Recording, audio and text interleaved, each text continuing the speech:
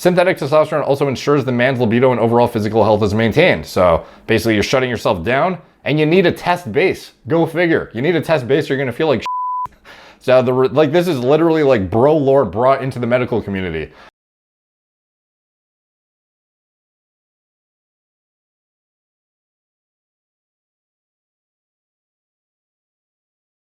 What's up guys, Derek, moreplates.com. Today we are going to be talking about male birth control. Yes, finally, the male pill is here.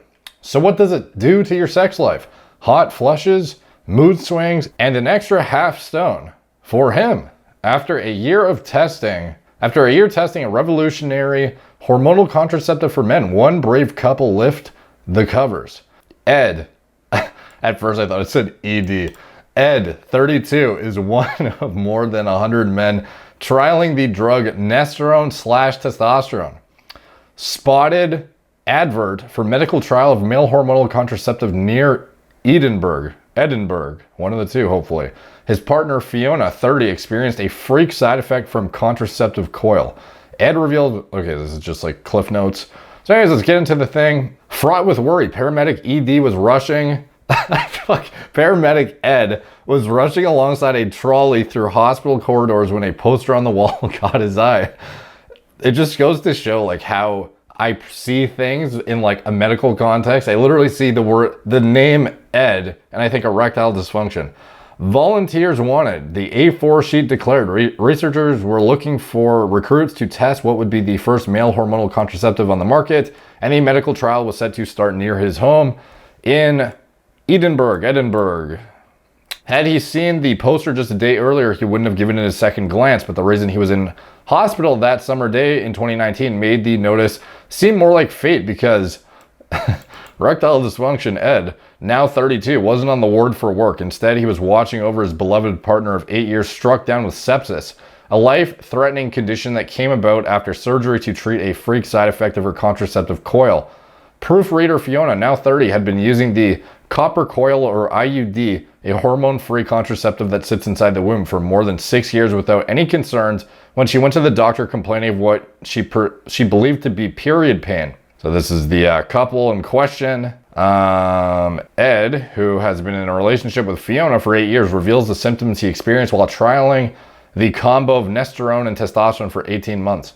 In fact, a 7-centimeter abscess had developed in her pelvis near her fallopian tube.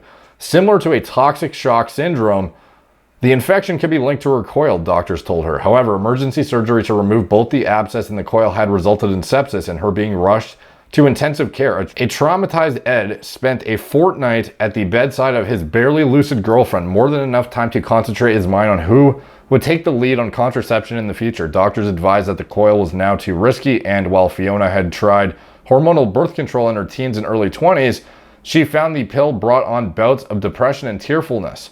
So without these options, what could they do? They could just have used condoms or other barrier protection, but keen to maintain a spontaneous sex life, Ed saw little reason not to do what women have done since the 60s. A long-term hormonal contraceptive he would take seemed to be a logical solution. I thought, why shouldn't I be taking responsibility if I can, says Ed. Clearly he is devoted to Fiona. When he met her on a dating site in 2013, the site's algorithm had them down as a 99% match. Quite the algorithm. While also noting the couple were significantly less romantic than average. But while buying bunches of flowers might not be his style, Ed believes taking on something as crucial as birth control was the ultimate romantic gesture. Well, are you gonna scroll down, you fucking Daily Mail?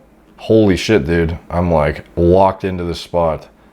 It just does not want me to move. Holy shit. Where are we at? I just lost my fucking spot. Okay, here we go. When Fiona was safely back at their home from the hospital, they discussed it. Ed found she was keen for him to take his turn and felt liberated by him offering to take over the burden of contraception. I really do think a lot of guys don't realize the daily commitment to managing birth control, says Ed, but there's no good reason why they shouldn't have the option of doing so. Ed is one of more than 100 men trialing a drug called Nesterone testosterone, tipped to become the first male hormonal contraceptive on the market. So something you'll note about contraceptives historically in the literature is that they typically fall short of the mark when they just have synthetic derivatives of testosterone, for example. So they typically deploy a concurrent you need a progestin in there basically to shut shit down hard. So this is why Nandrollin, Trenbolone, these are such suppressive compounds milligram for milligram, and why progestins are included in pretty much all birth control that is effective. You have, even in the S23 studies they did on the SARM, they found that it was ineffective as a means of contraception until they added a progestin alongside it. So if you look at your girlfriend's birth control, it's very likely she's actually using a Nandrollin analog or another similar progestin in order to essentially shut herself down. Like, she's basically on cycle to an extent, like obviously not a super physiological anabolic hormone context wise, but the actual drug being used, the chemical structure of it resembles that of an anabolic steroid. It is something that is used at a very low dose to induce significant suppression of gonadotropins in men too. So this is where it comes into play with this Nesterone shit. This is a it's actually not a Nandrollin analog like certain progestins like levonorgestrel is that, you know, your girlfriend's probably using. Rather, it is segesterone, segesterone or segesterone acetate, notably sold under the brand names Nesterone Nesterone, L-cometrine, and Anovera. So the combo of segesterone acetate and ethinyl estradiol is the hyperpotent estradiol analog that milligram for milligram is far more potent at agonizing estrogen receptors and providing negative feedback and basically causing birth control. So you have this is used for women, contraceptive vaginal ring and combined form hormonal birth control, which contains segesterone acetate, a progestin, and ethinyl estradiol and estrogen. Okay, it contains 17.4 milligrams ethinyl estradiol, 103 milligrams segesterone acetate. So this is for chicks. Now, going for dudes, the same segesterone acetate, however, used concurrently with testosterone as opposed to ethinyl estradiol, being that the main hormone produced in men is testosterone. And if you give just segesterone on its own without testosterone concurrently, you're going to suppress testosterone levels to such an extent that you're likely going to end up with, go figure, ED, fucking erectile dysfunction. So we'll look at some of the pharmacokinetics in a bit, as well as, how much it suppresses you, what the outcome is on your test levels and shit. But let's get through this article first. So basically, Ed's putting himself on a really shitty cycle. He's going on a low dose of a progestin and then some test at doses that are barely keeping him therapeutic, essentially, barely keeping him functioning. If you look at any girl's birth control, you think that, it just does nothing. It's such a low dose. If you actually look at their free testosterone levels, quite a significant drop. There's a reason why birth control causes side effects. It's literally fucking steroids, guys. It's literally intentionally castrating you, essentially. So anyways, Ed is one of more than 100 men trialing a drug called Nesterone testosterone, tipped to become the first male hormonal. Did I just read this? It works by using a progestin, a synthetic hormone also used in female contraceptives, together with a synthetic testosterone to switch off a man's natural testosterone production, thereby preventing sperm being made in the testes. So when you have negative feedback through progestogenic activity, as well as testosterone, AR agonism, estrogen receptor agonism, you're going to have significant negative feedback via your HPTA that is then going to tell you, okay, we don't need to produce as much GnRH. Subsequently, we don't need to produce as much LH and FSH. Subsequently, we're not going to have as much testosterone being produced in our goddamn balls. So moving forward, here is Ed holding the thing, his girlfriend chilling, looking, I don't know, they're looking quite segesterone in this photo. Suggestive, whatever. Ed decided to do the medical trial of the male blah, blah, blah. Synthetic testosterone also ensures the man's libido and overall physical health is maintained. So basically you're shutting yourself down and you need a test base. Go figure. You need a test base or you're going to feel like shit. So this is literally like bro lore brought into the medical community. There's a point of it though. The result, no sperm in his semen, but researchers say few other discernible effects. Just as with the female pill, the trial so far indicates it is reversible within a few months of halting the drug. Volunteers' sperm production returns to normal, just as a woman's ovulation resumes after stopping the pill. The male pill, however, turns out to be a gel, which Ed has to apply daily. Every morning around the same time after showering, he applies the gel across his shoulder blades and chest. That would suck. Waits a minute for the residue to dry as the hormones are absorbed through his skin and into his bloodstream. And that's it. I wash my hands, put on my shirt, and go about my day. Sounds simple, so why is it taking so long for a male alternative to the pill to arrive? Dr. John Reynolds Wright, a clinical research fellow working on the Edinburgh trial, says efforts to create male contraceptive in the same vein as the pill were first made in the 1950s. Interestingly enough, Nesterone, also known as Ment, which some of you may know and love, you may, I don't know, some people like it, was looked at as a contraceptive agent, as well as an HRT alternative. Perhaps I am mixing those up, but it was one of the two. But it's trickier to make a male contraceptive than a female one, partly because if you give testosterone in a tablet form, it breaks down very quickly. You'd have to give it 6 times a day to get an effective dose. In addition, in women, a hormonal contraceptive works to prevent ovulation. Ovulation only happens once a month, whereas men are producing millions of sperm daily. So you've got to have a drug that does more work to get the same effect and protect people from pregnancy.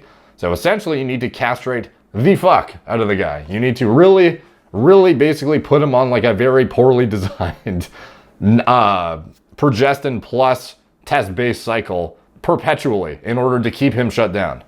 Let's see. A sperm count of less than 1 million sperm per milliliter of semen is considered effectively a contraceptive. There's less than 1% chance of pregnancy at that concentration, although lots of men on Nesterone end up with a sperm count of 0. 1 million sperm may sound like a lot, but a healthy man will have more than 15 million per milliliter. Some men perceive taking a male pill as somehow unmasculine. So how does it feel to be firing blanks, as Ed himself describes it? He reports his masculinity remains intact. Maybe because you're on fucking test. As for matters in the bedroom, no tangible changes, reports Ed. Fiona agrees, our sex life is exactly the same. There's one difference. Ed has to shower religiously before sex because if the gel were to rub off on Fiona's skin, she could absorb too much test and her own hormone balance would be effective. As for side effects, Ed adds, I do occasionally get hot flushes and night sweats. They're, the progestin at work here. And I've gained 7 pounds. The hot flushes are attributed to his hormonal balance being slightly disrupted, just as women experience in midlife. Ed says, I don't mind having the odd hot flush if that's the price for an absolutely easy, carefree sex life. As for any emotional fragility, Ed has taken to his mood changes like a duck to water. Anything hormonal is going to affect different individuals differently, he says, but something like the gel should still be an option for men. Is that it? Oh, here we go. Friends and family have been supportive. Dude, actually, never mind. I guess this is like something they're researching, so that's why they would know. But I mean, it's kind of, I don't know. Like, I wouldn't be telling my friends and family, like, yo, guys, guess what? I'm on this fucking experimental progestin that chicks normally use. Several of Ed's mates have indicated they would be up for using the gel if they weren't actively trying for children. Ed and Fiona don't plan to start trying for a family for several years. So is the gel something you would trust a less mature man to use properly? Would a woman in a short-term relationship feel confident leaving the responsibility up to a casual partner? I think it would have been deeply optimistic for the teenage me to think he needed to use a contraceptive every day, says Ed. Fiona adds, I suspect if I were younger, I would want to be on birth control as well. When I was in my early 20s, I was on the weekly patch because I found it easier to remember than a pill. So if doing something daily was going to be tough for me to remember, it would have been much nicer for me to know both of us were doing it. Their participation in the 18-month trial concludes in a few months and they will no longer have access to the gel. So it will probably fall to Fiona to take some form of hormonal contraception. I'm devastated, she says. It's been wonderful to have this time using something that worked for us both. I have mood swings in the first few months of using hormonal contraception, so I'm not looking forward to it. Aside from the coil, which is simply too dangerous for me to use again, the gel is the best contraceptive we've had. It would be my first choice if we could keep using it. It's a shame to have to go back to second or third best after a really nice year where I haven't had to worry at all. Ed adds, there could be some troubles ahead. I'll have to be tactful because suggesting any arguments or down to the pill would probably make things a lot worse. Experts hope the male pill might be on the market within the next 5 to 10 years. Then, say Ed and Fiona, other couples can try the carefree contraception that has been such a lifeline to them. Would you rely on your man to take it? No way, Janet says. There's a simple reason men cannot be trusted with birth control. Okay, so then it's just a bunch of girls saying why they would or would not trust people to take it that they're with, evidently. So, okay, that's pretty much the end of it. So, basically, I would be interested to see how like something like Nandrollin concurrently with test would stack up at like a much smaller dose than is typically deployed as a birth control adjunct. You know, that would be interesting. Okay, so progesterone acetate, and by the way, Nandrollin can be topically administered too. It's not like you just need to inject it. So I don't know. It would be interesting to see if that was played out in real life at some point.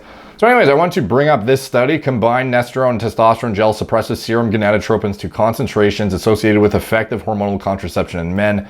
This is basically reinforcing that it is effective at contraception, and it shows how much it shuts you down.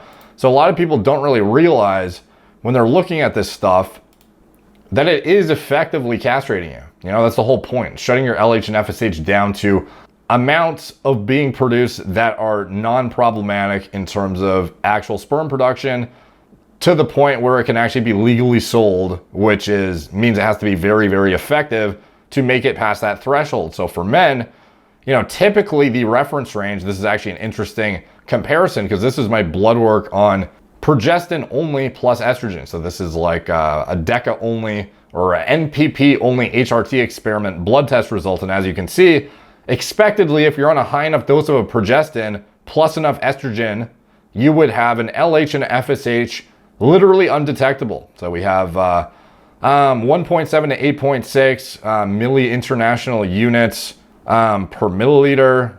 And for the FSH, 1.5 to 12.4. So ballpark, let's just say we're looking for like a 6 or 7, you know, it would be high normal for LH.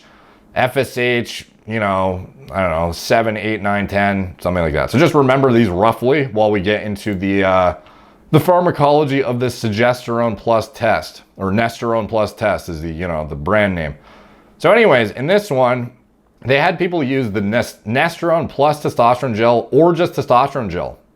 And you can see how it affects gonadotropins, and you can see how significant the effect progestins have on fertility. So serum gonadotropins in the NEST group, which is the Nesterone and test group, FSH and LH concentrations were significantly suppressed compared to baseline by treatment day 7, remained significantly suppressed through 28-day treatment period. So here we have day 1 to 56 here of LH and FSH. And we have Nesterone plus T or T only.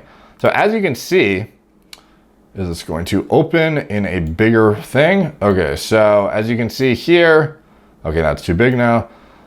So we have Nesterone plus test versus test only. You can see the test, remember the range of LH. So when you start the test, you know, the LH dips down a bit. It's not overly significant though, using this transdermal, which is in and out quick, as well as the dosage being deployed. So it's not like fully castrating them essentially. Whereas for the progestin plus test, boom, crashed into the abyss, almost near zero. So below where they consider to be therapeutic. So FSH, same thing. So test only, you know, you get a little bit of a dip and a little bit of a rise. Like honestly, not that much different on test only for transdermal. With Nesterone plus test only though, dropping below 1, almost down to 0.5 milli international units per milliliter, if I recall correctly, or is that international units per, yeah, okay. So yeah, anyways, you can see the difference, obviously very, very significant between test versus test plus progestin, obviously. So this is the reason why the progestin needs to be added on top for actual castration, or if you want to say birth control, whatever you want to call it. Now we look at the testosterone pharmacokinetics, the effects on sex hormones, and like you have to remember, this guy's essentially on a test base, all but probably not optimal, given where he's at when he takes the progestin. So, well, I guess it kind of depends. So when you look at this, we have, you know, 0 to 24 hours. So you can see an actual snapshot in time, like from waking to going to sleep, like a full round the clock amount. So you're seeing all the dips, all of these spikes, etc., using the Nesterone testosterone or testosterone only. Test only goes up to nearly 1,000 nanograms per deciliter at one point. But you have to keep in mind, he's on exogenous test right now, and he's not fully castrated, versus Nesterone and testosterone, the progestin. Notice how serum concentrations stay relatively stable around the 600 mark. Reason being is he is being shut down with the progestin, as well as, you know, the test a little bit, but the test is also maintaining him at this level. And I don't know if they use ECLI methodology or not to actually assess these testosterone levels, but if they are, they're going to be cross-detecting the progesterone as well in this analysis, consequently inflating it to a unnatural extent. Like this testosterone level would be a lot lower if they were using liquid chromatography with tandem mass spectrometry analysis on the blood. So assuming that they use ECLI methodology for the actual blood test, because surprisingly a lot of these studies do. I don't know why, but did they say it in here somewhere? I don't know. So I don't know. It's probably in here at some point, but either way, you can see the difference. You know, the test plus progestin, significant suppression relative to, you know, just test. And you're at a point where you're going to have to, you know, your test base is basically supporting your physiologic functions at that point and maintaining you in this therapeutic zone. But otherwise, you'd be a lot more fucked. So like there's a reason why it is compounded with the test. So anyways, that is kind of it. And, you know, it's interesting because it is essentially putting guys on a mini cycle, all but not performance enhancing, because you're basically just maintaining your test levels at within a therapeutic range. Like there's no significant advantage here, but nonetheless, you know, these same kind of drugs you would be deploying in a performance enhancing context, given, like, let's just say the actual broad spectrum, what they're using, like a progestin plus a testosterone base. Obviously the progestin chosen, you know, probably not very anabolic. Obviously there would be other progestins that would be far superior in an anabolic context. But anyways, you get the point. The progestins are very, very suppressive, consequently forcing you to use a test base essentially in order to use the birth control and maintaining your test at a reasonable therapeutic level whilst having an LH and FSH pretty damn close to zero. So anyways, hope you guys enjoyed that little deep dive. It wasn't really a deep dive, but it was a little general overview of the male birth control. What I think of it in general, I don't think it's a good idea, personally. Like you're basically putting yourself on TRT to use the progestin, you know? That's exactly what you're doing. So if you don't want to be on TRT, like don't use it, I guess. Like that's the answer, dude. Like non-hormonal means of birth control are more ideal, in my opinion. And even when you look at female birth control, like I don't think that's optimal either. When you look at the actual combined oral contraceptives, I mean, which is the traditional modality that females are deploying, which I don't think is ideal. If you look at free testosterone levels when women take oral birth control, like it's no wonder they get fucked up side effects. You look how much their sex drive can decrease sometimes. It's not a coincidence that when you actually look at hormone concentrations, they're free teas in the fucking trash. So anyways, hopefully that helps elucidate some of the, I don't know, background info on birth control. And I feel like I should do a deep dive into female birth control in the future, as well as maybe revisit the male birth control in the future, but more notably the female one, especially for guys who watch this channel. I speculate there are a lot of guys who watch this channel who have girlfriends or seeing somebody or whatever who are on combined oral contraceptives and have been affected in some way, in a negative way. There's a lot of girls that notice a decrease in their sex drive when they take these drugs, and it's kind of unfortunate that they get haphazardly thrown on them at 16 years old, blunt certain processes that are inhibiting their full-blown development, essentially. Not just in a neurological context, but in certain other contexts as well. And can inhibit, you know, the quality of their sex life, you know, interest in actual, you know, sex itself.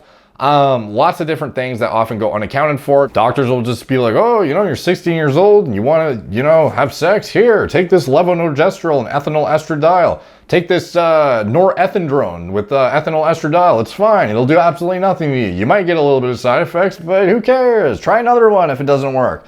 No one's going to explain to you what happens to your fucking blood work when you take this shit. So anyways, hope you guys enjoyed that. Hope you learned something. Like, subscribe, check out my blog, moreplates.com. Follow me on Instagram at moreplates.dates, Facebook, Snapchat, BitChute, Twitter, TikTok, Apple Podcasts. If you want to support this channel, you can check out anything I'm associated with in the video description below, including my TRT clinic. It's all telemedicine from the comfort of your own home. And we have qualified patient care coordinators and doctors on staff who I've vetted myself personally, who understand this shit. So they are the guys to see if you have any kind of HRT or basic health overview stuff to review. So anyways, thank you guys for watching.